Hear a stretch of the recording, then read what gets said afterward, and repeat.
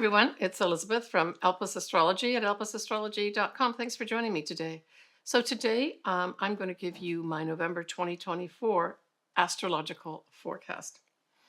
I'm going to start off with an introduction and then I'll go into each of the ascendants and or sun signs you pick, maybe listening to both. So this month in November 2024, we have a new moon in Scorpio, a full moon in Taurus. And we have a Mercury retrograde. So let's get into it. So what stood out for me for this new moon in Scorpio? First of all, the new moon in Scorpio is at 9 Scorpio, 35 minutes on the 1st of November at 5:47 a.m. And that's Pacific time. So there was two things that really stood out. The big one, I guess, would be that both Mars as well as Pluto are in opposition to each other, but not only in opposition, but they're at that critical anorectic degree of 29 degrees in their respective signs. And so this says something big is coming to a culmination. And certainly Mars opposition Pluto can bring in sort of malefic type energy. We can expect, I would say, some real underhanded things being done.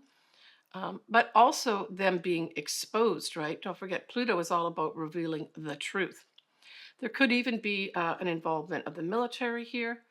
But certainly that whole confrontation of the old, right? That has to go. Remember that we have Pluto still at that 29 degrees of Capricorn.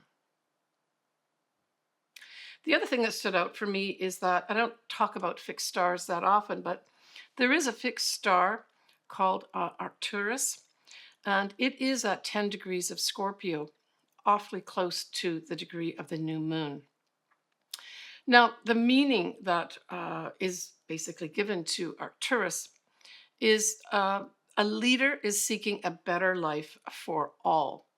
And as it links to the sun, right? It gives it even more energy in that type of thing.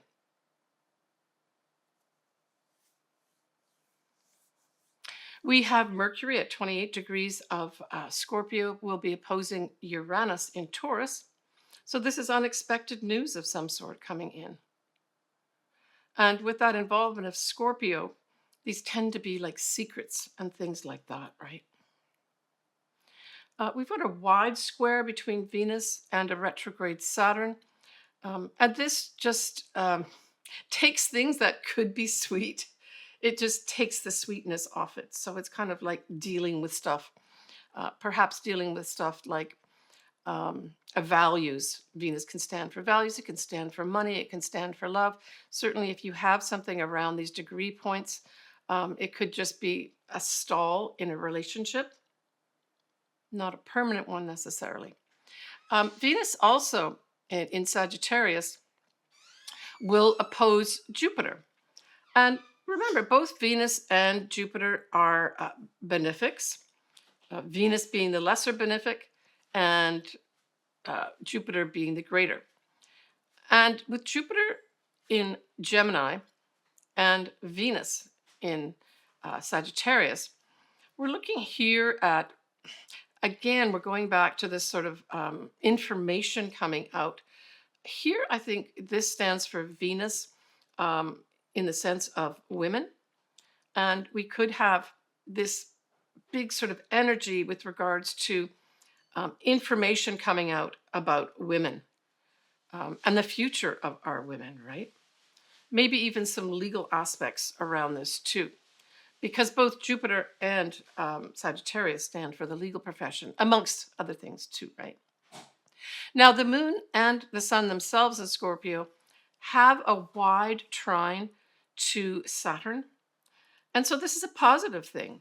This is, people working together to bring in rules, regulations, that type of thing, right? Jupiter nicely trines Chiron. And I think this is excellent too. Chiron's all about sort of healing type energy, and Jupiter's about putting a focus or opening that up in a positive way with the trine. We have a grand trine, and that occurs in water signs. we have Mars in Cancer, we have Mercury, as well as Neptune. And this is a beautiful energy. So, this is kind of like with the Mars part of it, bringing in this beautiful energy of let's move forward with some of these things.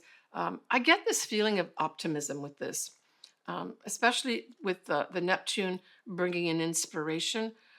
It's almost like I get this big rise up of, I think it's the people um, being optimistic and inspired in a very high way, in a global way. And then, of course, we do have Uranus sextiling Neptune. That's kind of an ongoing thing as they go retrograde and go direct. And that I view as opportunities to express your spirituality, to be inspired. It can also, if you've got these sort of degree points, so we're looking at the latter degrees of both Pisces and Taurus. This can bring in some opportunities for beautiful music, writing beautiful music, dance, even something to do with the film industry as well. All right, so that new moon in Scorpio definitely is active for us, right? Now, I know that we've got the election in the USA on the 5th of November. There are a lot of astrologers that have covered this. I'm not going to do a lot of detail on this. My view is that it's really the inauguration that's going to show who is going to be uh, the president as well as the vice president of the USA. And so that's going to be in my January prediction. But I will just say a few things about the 5th of November. I looked the 5th of November at around 8 p.m. Pacific. That's kind of when a lot of the polls will have closed. And we have Mercury as well as Venus in positive, outgoing Sagittarius. So these are positive messages, right? And perhaps positive messages being delivered by a woman. We have Mercury in Sagittarius and its trine that Mars in Cancer. Well, actually, Mars is not in Cancer at that time. It's just out of Cancer, but it's still in a trine with Mercury because Mars is at 0 degrees of Leo. Now, we're still going to have that Mars opposing Pluto at this time. It's all within orb, right? A few degrees. And so this emphasized that whole ruthlessness, along with culminating energies of that 29-degree mark of Pluto, right? We also have the moon is going to be in, I would say, conservative, stable Capricorn. And so I see that as a stabilizing factor with regards to this can represent the people being conservative and not being fired up, that type of thing. But don't forget that Mars opposing Pluto is pretty powerful too.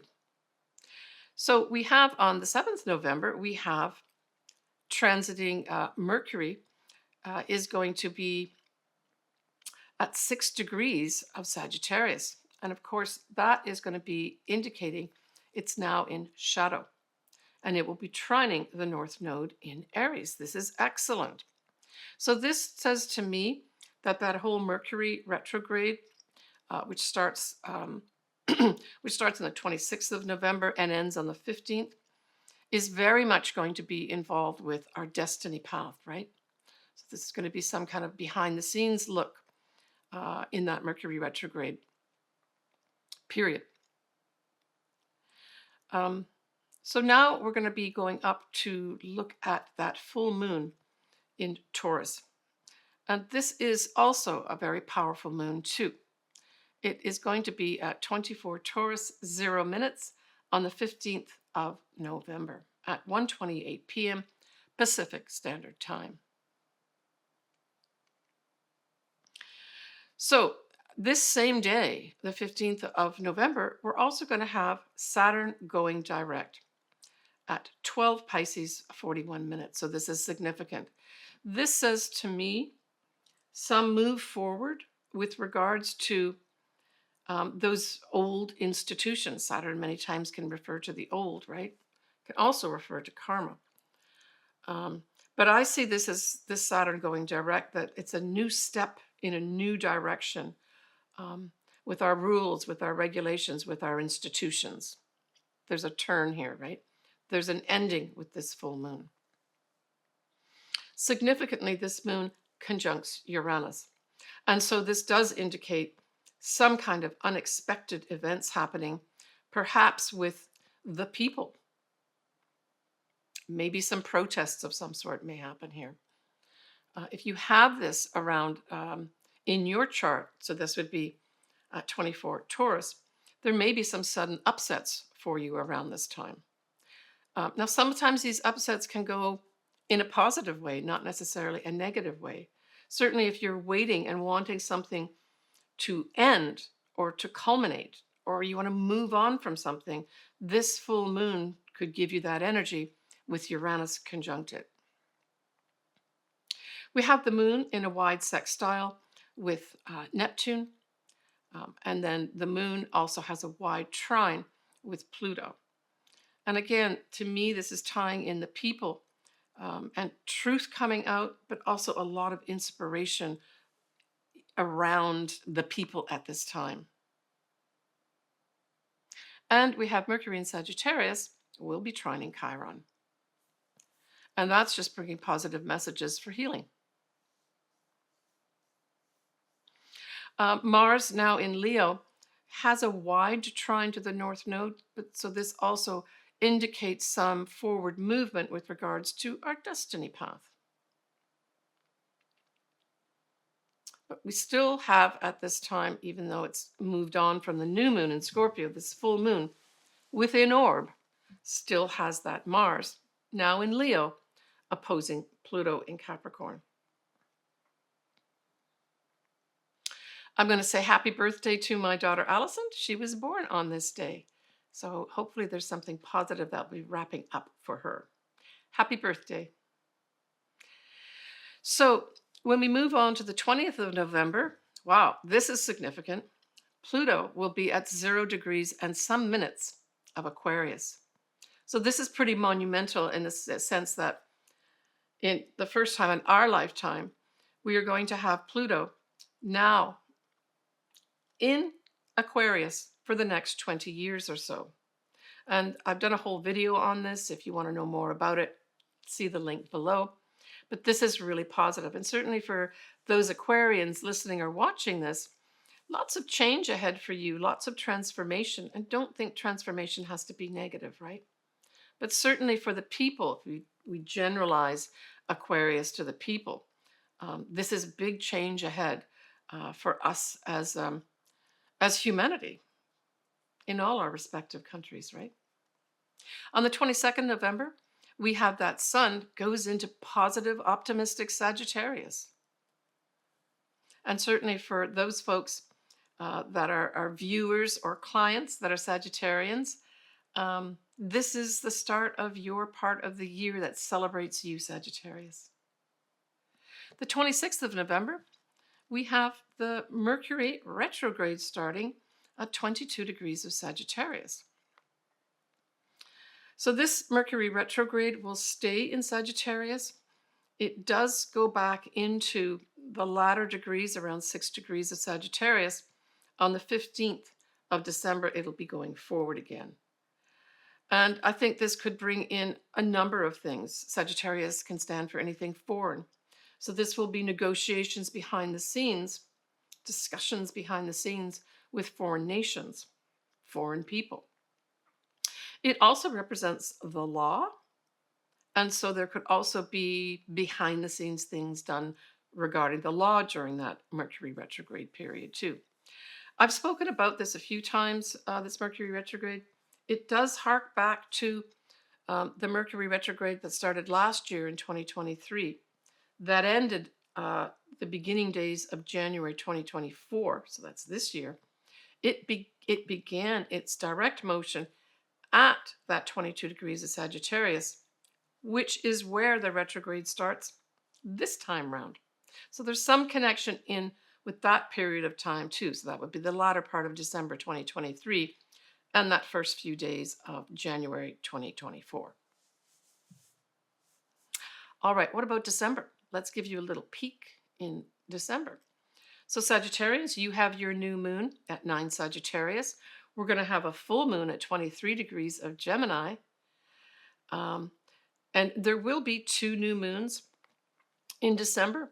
But in particular, Capricorn, you have your second new moon of the year at 9 Capricorn on the 30th of December this year. So pay attention to things that come in, especially new things at this time. And it's right like at that whole time period, right of the new year. Mars will be retrograde at that time. And Mercury will also be going direct mid-December. All right, folks. Now, what I'd like to do is to go on and look at the individual ascendants and or sun signs you pick. It might be a good idea to listen to or watch both your sun sign as well as your ascendant. So Cancer, this is a nice setup, both these new moons and full moons for you. The new moon is in a fellow water sign of Scorpio, and it trines you in your 5th house. So this is fabulous. This is new opportunities for love, new opportunities regarding children, new opportunities regarding creative projects come in for you. New opportunities for love. Yeah, all positive stuff here. New opportunities to express your authentic self. Can't go wrong with that. Now, we do have that opposition with Mars as well as Pluto. Now, Mars is at that opposition at 29 degrees of Cancer. So certainly if you do have something around that 29 degrees, say your sun or your ascendant, there could also be a big unexpected transformation that happens where you're able to take, it's kind of like either you have energy to do something or someone gives you energy in the green light to transform some aspect of your life, because that's all going to be in your 1st house, right? Yeah, so you're a little unusual compared to the other signs this month, Cancer. Anyway, new starts there for you.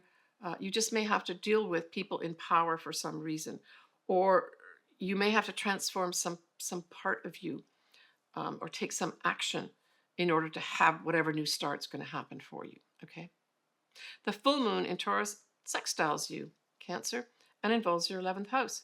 Hey, you just may be making new friendships of benefit, right? You may be, it's a full moon, so it's a culminating energy. You could, and it's a sextile, so whatever it is that happens that closes for you with regards to friends, groups you belong to, hopes, dreams, and wishes, it's positive for you, right? It's going to open up opportunities for you.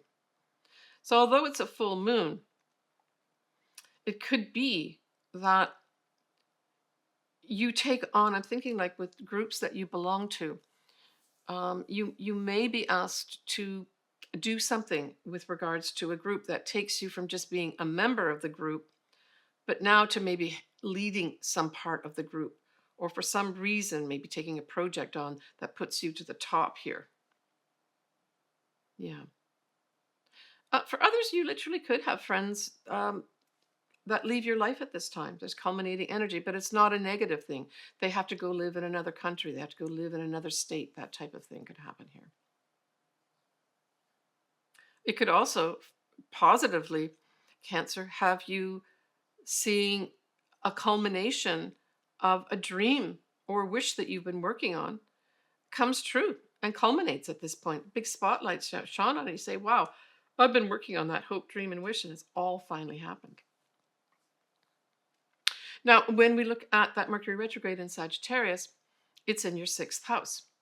So this has you potentially negotiating regarding the work that you do. There may be some some Cancers with the Sagittarian retrograde, Mercury retrograde, where you are entering into negotiations about maybe getting more money. You enter into negotiations about the future of the job you're doing. Maybe negotiating with your manager about, look, in 5 years, this is where I want to be. What do I need to do to get there? Right? So that's from the 26th of November through the 15th of December is the time period of the Mercury retrograde. Another thing that could happen is you enter into negotiations, talks, even reading or writing about your health. So certainly if there's some cancers that need to improve their health, you could maybe consult with people over this time period of the Mercury retrograde to get lots of information about how you can make your health better now and in the future. This could also, for others, have for some reason, as part of your job, you have to deal with foreign people or foreign places.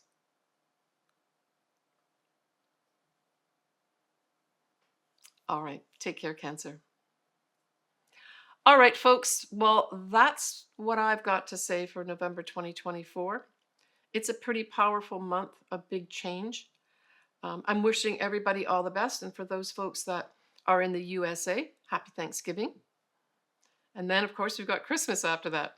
So that'll be my next video. I will be doing my December video. I'm also still in the planning stages of doing a live, like I did last year, a live podcast of some sort, as well as video, so that I can go over my idea of what 2025 is for each of you individually. Stay tuned for that. Subscribe and sign up, hit that bell, because then you get notified anytime I announce, say, something like my live forecast. And you can be on there and talk back and forth with me live. I love doing that type of thing. So stay tuned for that. Please take good care of yourself. Remember that also the sun will go into Sagittarius on the 22nd of November.